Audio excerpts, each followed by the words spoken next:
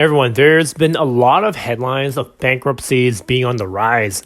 In today's video, I will discuss the alarming trend in corporate bankruptcies, as well as what bankruptcy even means, and also share some notable examples that actually might resonate with you. So if you're new to the channel, please know that I work on financial videos where I cover stocks, macroeconomics, as well as any other relevant financial news. And if any of those things sound interesting to you, then please hit that subscribe button at the bottom, as well as give me a thumbs up. So let's dive straight into the video. So last week, we actually had 13 corporate companies where they actually reported bankruptcy, and that actually marked the greatest weekly volume of any insolvencies since May 2009. So as you can see here, we have 13 of these companies, and typically on average, we might only get about maybe 3 or 4 per week. And the main thing to keep in mind here is that the longer the coronavirus situation continues, the more damage will actually be caused to the economy as workers continue to get laid off. Here's another interesting chart that I found where in terms of bankruptcies for companies, and these are actually pretty large companies. These aren't just your mom and pop shops, but these are companies with over $100 million in assets. As you can see here, it peaked in mid 2009 at over 90 bankruptcies on a rolling 50-day basis, and you can see where we're at right here. We're getting pretty close, and this is alarming because it doesn't seem like there's any sign of bankruptcy slowing down. The reality is that businesses are still shut. Their revenues have declined over 90%. And the coronavirus cases are continuing to spike. I mean, for example, Florida today just announced that they reached over 9,000 cases. And, the main thing is I read a very interesting Bloomberg article where there was consultants, and they figured out that, about 2.2 million restaurants around the world will probably close down for good. And this is out of 22 million restaurants worldwide. And, these companies are going to have to go through restructuring or even outright declare bankruptcy. Let's kind of go into what it means for bankruptcy. So a lot of these companies are not filing for Chapter 7 bankruptcy. They're actually filing for Chapter 11 bankruptcy, which really means it allows the stores and brands to continue to stay open. And I know that sounds a little bit weird, right? You declare for bankruptcy, but you're still open and you can make a sale. Well, what Chapter 11 bankruptcy really means is that these companies, they really have a reorganization plan where it is really intended to kind of get the company back to profitability and ultimately help pay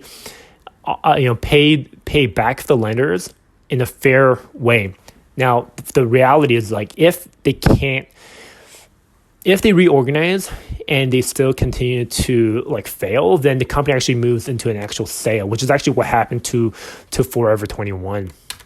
Now, let's kind of go through some quick notable companies that you might have really heard of. So, for example, Hertz is a car rental company where their stock price just popped 100 to 200% in a week, after declaring for bankruptcy. Some of you are pretty familiar with Chuck E. Cheese. Their parent company, CEC Entertainment, have recently filed for bankruptcy, as well as more on the retail stores such as JCPenney and J.Crew have also filed for bankruptcy. So these are companies where people have known, that I have personally known, as a kid growing up. For example, Chuck E. Cheese, to kind of dive into a little bit more, on June 25th, they filed for Chapter 11 bankruptcy, which really means that they're saying they're trying to seek bankruptcy protection, and ultimately restaurant owners they want people to come in, but the reality is this whole coronavirus situation is not making people want to buy, go and dine in the restaurants. So here's just a very sad looking Chuck E. Cheese afterwards.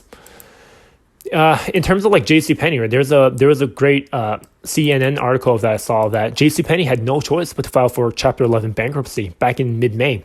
The reality is that this company, the most recent profitable year was in 2010, but since then they've lost $4.5 billion, and because of this bankruptcy, they're actually closing 800 stores. And if I kind of move over to J. Crew, so back in May, J. Crew, they're like a clothing retail store. They filed for Chapter 11 bankruptcy, and really what this is trying to do is to really allow J. Crew to reorganize and hopefully, figure out some new ways of like financing, as well as like reducing the amount of debt that they have on the balance sheet so that they could become profitable.